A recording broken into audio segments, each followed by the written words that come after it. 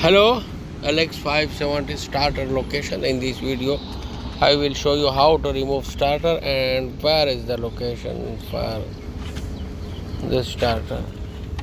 First you remove this cover, two clip and this 2 5 bolt 12mm, and this is the hot shield.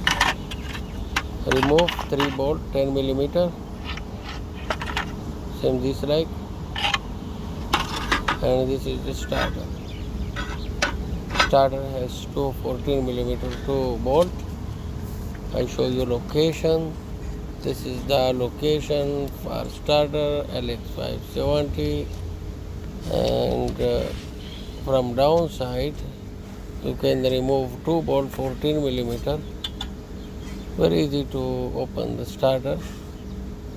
So this is 1 bolt and up another bolt. Only 2 bolt remove.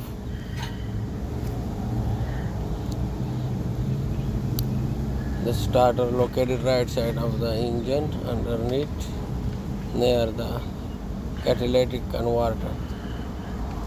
Thank you for watching.